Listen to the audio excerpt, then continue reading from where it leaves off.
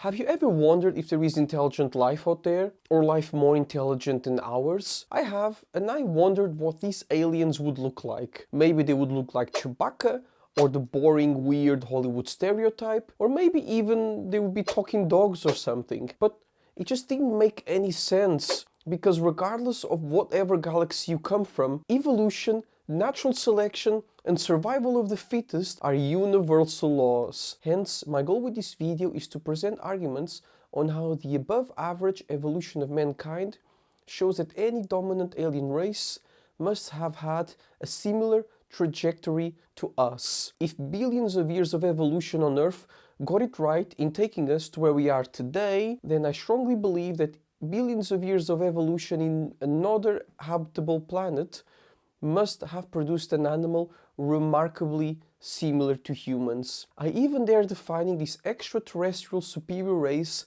as alien sapiens, as I believe they are just like us, but just happen to have evolved in a different planet. I believe they have bodies, family structures, personalities, and instincts quite similar to ours. So I will begin my arguments by saying that life exists outside our planet. Several years ago, NASA confirmed evidence that liquid water flows on today's Mars. And a few years later, astronomers found water for the first time on a potentially habitable planet. So to me, these articles prove already without a doubt that somewhere in the infinity of the universe, not only is there life, but there must be life forms superior to the human being. And that is why I am betting on alien sapiens as superior beings to exist in some location in the endlessness of the cosmos. And to explain why they would look more like distant cousins than crazy-shaped aliens, we need to talk about origin of life and evolution right here on our planet. The oldest known fossils are around 3.5 billion years old. So this means that where we are right now is the result of evolution over thousands of millions of years worth of try, fail, succeed, repeat. And when you consider it took so long for us to get to the evolutionary stage where we are now, then you can safely say that as far as the process of natural selection on the Milky Way is concerned, Homo sapiens is the most superior being that our galaxy has ever known. Hence, if we could somehow magically see the alien sapiens, I am quite sure we would have many common traits. The first one of them would be speech. Human ancestors evolved the descended larynx roughly 150,000 years ago. So it is impossible for me to imagine any superior race out there to be able to collaborate and work together in large numbers without articulating words. Many science fiction fans will believe that alien sapiens will communicate telepathically somehow. However, telepathy does not exist in the real world. Therefore, we can safely assume this is the same case in other galaxies as well. Moving on, walking with upright posture is another characteristic both our sapien species have in common. Our ancestors became bipedal somewhere between 3 and 6 million years ago. And new evidence shows this was perhaps because they needed their hands to carry their stuff. Another theory defends that bipedalism began with fighting between males. According to the History Channel, the competitive advantage of striking from above explains why humans walk on 2 feet and why women prefer taller men. So it just doesn't seem conceivable to me that a superior being could walk on all fours, especially because if your hands are on the ground, then you just fall behind in the evolution game. And speaking of hands, we need to talk about the importance of having opposable thumbs. There's a never-ending stream of theories about Homo sapiens' most important digit. Some scientists say we have it so we can like stuff on Facebook, others say so that we can count to 1, and others say we just have it so that we can make life threats to each other. Which, weirdly enough, does seem to kind of make sense, because according to David Carrier, an evolutionary biologist at the University of Utah, evidence suggests that the male hand evolved to be a better club, so that it could be better used for jabbing others in the face. I know this may sound a bit far-fetched, but this could explain why we are the only humanoid species left on planet Earth. Tragically, it could be that we did punch some of the other species to death. Paleontologists believe that 9 species of humans once walked Earth. Judging how mankind has behaved in previous millennia, it seems like violence and even genocide are likely to have played some role in the eradication of our prehistoric rivals. History has countless examples of people warring, displacing, and wiping out other groups over territory and resources, from Romans' destruction of Carthage to the American conquest of the West and the British colonization of Australia, which makes me believe that alien sapiens don't share their planet with any other alien humanoid species either. And just like human beings, they did that by using their hands to build weapons, and the thumb gave mankind a powerful grip and exceptional dexterity to handle tools of death. Hence, it is absurd to think that any superior race whatsoever could lack the ability to make weapons by not having hands nor thumbs. I mean, if you want, you can imagine aliens having trunks, tentacles, or paws, but if they do, then I guarantee you that they are not superior to mankind, because these are traits of inferior species.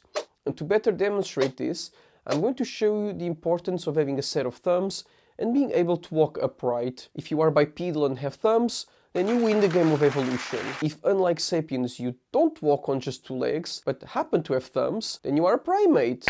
Not too bad, but still inferior. If you are neither, then you are one of the millions of other inferior life forms all over the universe. And if you are bipedal, but you don't have thumbs, then you are a chicken. So totally not superior either. Moving on to something totally different, clothes. Unlike the boring TV grey aliens, superior alien races are 100% not going to be walking around in freezing cold weather without any clothes on. According to the University of Florida, humans first wore clothes 170,000 years ago. So this was the one thing which enabled Homo sapiens to leave sunny Africa and conquer the rest of the world. Additionally, they won't be wearing clothes just for comfort and fashion, but also because, like us, alien sapiens won't have fur. The Scientific American magazine believes we lost our fur in order to control our body temperature when we adapted to life on the hot savanna. Also, humans, by virtue of being able to build fires, constructed shelters and began making their own clothes. So furry bodies became even more pointless. Therefore, it is impossible to think of alien sapiens as either furry people or as being non-fire dominant. The human ability to control fire brought our ancestors a semblance of day to night, which helped them see in an otherwise dark world. Eventually, mankind began cooking, which some specialists suggest influenced human evolution. Cooked foods are easier to chew and digest, which potentially contributed to human reductions in tooth and gut size. So it is safe to say that the mouths and intestinal systems of alien sapiens are also used to hot food. Another similarity we have with alien sapiens is what Charles Darwin called the most peculiar and most human of all expressions, blushing. Long after the father of the theory of natural selection was dead, the first hard data arised on why we blush. Humans have this reaction following a transgression or mishap. Their state of shame and embarrassment is considered more intense by onlookers, and as a consequence, they are viewed more favorably, maybe because it signals their realization and regret that they have done something worth blushing for. In a study conducted in the Netherlands, psychologists found that cheaters in a financial game who subsequently blushed were soon trusted again. Therefore, I have the idea that not only will alien sapiens blush, but they will perhaps have even more involuntary reactions which reveal their innermost emotions. I believe that in the families of alien sapiens, their children stay as long with their parents as they do in our own Homo sapiens families, which seems absurd when you consider that according to the laws of nature, both species should be growing as fast as possible to have offspring as fast as they can. The issue is that scans show clearly that the brain is not fully finished developing until about age 25. So with our alien twins, it could be that their brains take even longer to develop. Next and final comparison is the role females play in society after they become biologically useless. Most animals reproduce until they die, but in the case of humans, women can survive long after ceasing reproduction. So if they can't get pregnant, what's the biological point of them being alive? Well, from a sociological perspective, it makes perfect sense for women to live for decades beyond their baby-making years. especially when considering the social bonds seen in humans, where parents and grandparents help the success of their descendants long after they are fully developed and capable to have children of their own.